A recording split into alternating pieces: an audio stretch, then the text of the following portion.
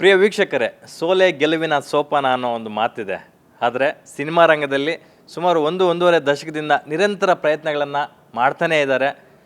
ಸಾಲು ಸಾಲು ಸೋಲುಗಳು ಬಂದರೂ ಸಹ ಗೆಲುವು ಒಂದಲ್ಲ ಒಂದಿನ ಸಿಕ್ಕೇ ಸಿಗುತ್ತೆ ಅನ್ನೋವಂಥ ಒಂದು ಭರವಸೆಯಲ್ಲಿ ಪ್ರಯತ್ನಗಳು ಮಾತ್ರ ಯಾವತ್ತೂ ಮಾಡದೆ ಅಂತೂ ಸುಮ್ಮನೆ ಕೂತಿಲ್ಲ.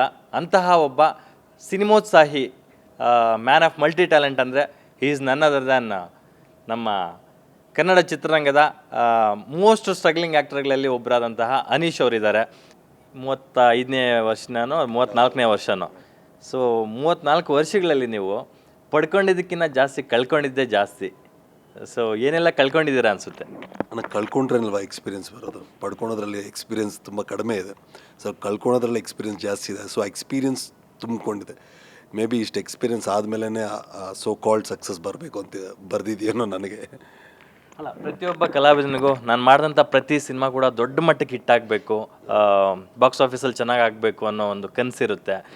ಸಾಕಷ್ಟು ದೊಡ್ಡ ದೊಡ್ಡ ಭರವಸೆಗಳಿರುತ್ತೆ. ನಿಮ್ಮ ಜೊತೆ ಬಂದಂಥ ಸಾಕಷ್ಟು ಕಲಾವಿದರು, ಟೆಕ್ನಿಷಿಯನ್ಸು ದೊಡ್ಡ ಮಟ್ಟಕ್ಕೆ ಹೋಗಿದ್ದಾರೆ. ಬಟ್ ಎಲ್ಲೋ ಒಂದು ಕಡೆ ಅದೃಷ್ಟ ನಿಮಗೆ ಕೈ ಕೊಡ್ತಾ ಇದೆ ಅಂತ ಅನ್ಸಲ್ವಾ? ನನಗೆ ಖುಷಿ ಏನಂದರೆ ಈ ಪ್ರಶ್ನೆ ನನಗೆ ಪ್ರತಿ ಪ್ರೆಸ್ ಅವರು ಕೇಳ್ತಾರಲ್ವ, ಅದು ನನಗೆ ಫಸ್ಟ್ ಖುಷಿ ಆಗುತ್ತೆ.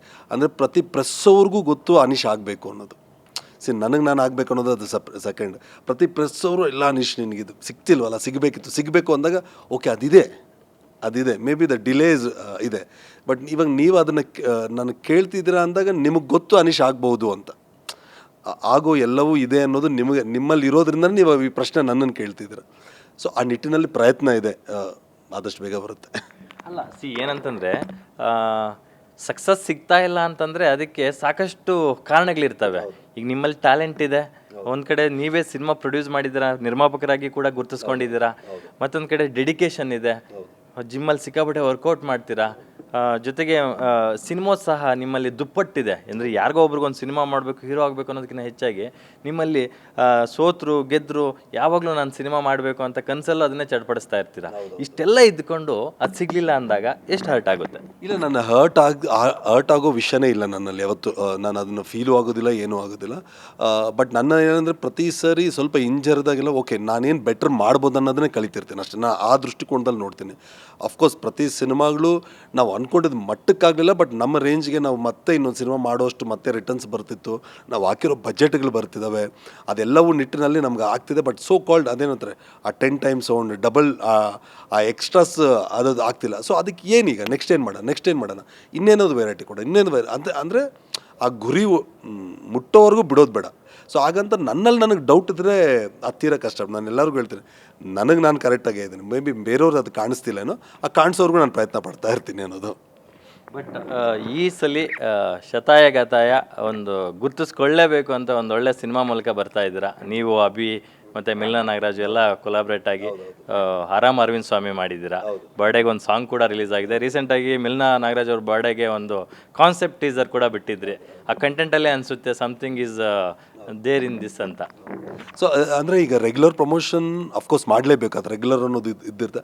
ಅದು ಬಿಟ್ಟು ಬೇರೆ ಏನಾದರೂ ಮಾಡೋಣ ಅಂದಾಗಿ ಈ ಥರ ವೀಡಿಯೋಸ್ ಎಲ್ಲ ಉಟ್ಕೊಂಡಿದ್ದು. ಇನ್ನೊಂದು ಅದೇ ಪ್ರೀವಿಯಸ್ ಕೇಳಿದ ಪ್ರಶ್ನೆಗೆ ಇದಕ್ಕೆಲ್ಲ ನಾನು ಅಭಿಷೇಕು, ಇದಕ್ಕಿಂತ ನಾನು ಶ್ರೀಕಾಂತು, ನಮ್ಮ ಜರ್ನಿ ಮತ್ತು ಈಗ ಪ್ರಶಾಂತ್ ಆಗಿರ್ಬೋದು, ನಮ್ಮ journey is like very unique journey. Success ಇರೋವಾಗ ಇರೋ ಪ್ರೊಡ್ಯೂಸರ್ಸ್ ಬೇರೆ, ಸಕ್ಸಸ್ ಆಗಲಿ ಫೇಲ್ಯೂರ್ ಆಗಲಿ ಅನೀಶ್ ಜೊತೆನೇ ಇದ್ದೀವಿ ಅಂತ ಇವರಿದ್ದಾರೆ. ಇನ್ನೊಂದು ಸಬ್ಜೆಕ್ಟ್ ಕೇಳಿದ್ವಿ ನಾವು ರೀಸೆಂಟಾಗಿ, ಐ ಥಿಂಕ್ ಡಿಸೆಂಬರ್ ಎಂಡಲ್ಲಿ ಕೇಳಿದ್ದು. ಎಕ್ಸೈಟ್ ಆಗಿಬಿಟ್ರು ನಮ್ಮವರು. ಸಂಕ್ರಾಂತಿಗೆ ಓಪನಿಂಗ್ ಮಾಡಿಬಿಡೋಣ ಅಂದರು. ನಾನು ತಡೆದು ನಾನು ಇಟ್ಟರೆ ತಡೆದೆ, ಬೇಡ ಇರಿ, ಒಂದು ಸಿನಿಮಾ ಈಗ ರಿಲೀಸ್ ಆಗ್ತದೆ, ಒಂದು ನಿಮಿಷ ಇರು ಅಂದರೆ ಏನು ನಿನ್ನ ಅರ್ಥ ಏನು? ಅಲ್ಲ, ರಿಸಲ್ಟ್ ನೋಡಿಕೊಂಡು ಇನ್ನೊಂದು ಮಾಡೋಣ ಅಂದರೆ ಅವ್ರಿಗಿರೋ ಎಕ್ಸೈಟ್ಮೆಂಟ್, ಅವ್ರಿಗಿರೋ ಜೋಶ್ ಇದೆಲ್ಲ ನಾನು ತಡಿತೀನಿ. ಇನ್ನೊಂದು ಸಿನಿಮಾ ಈಗ ಸಂಕ್ರಾಂತಿಗೆ ಅನೌನ್ಸ್ ಮಾಡಿಬಿಡೋಣ, ಸಖತ್ತಾಗಿದೆ ಇದನ್ನು ಆರಾಮ ಆದಮೇಲೆ ಇದು ಇಮಿಡಿಯೇಟ್ ಟೇಕ್ ಆಫ್ ಆಗಿಬಿಡ್ಲಿ.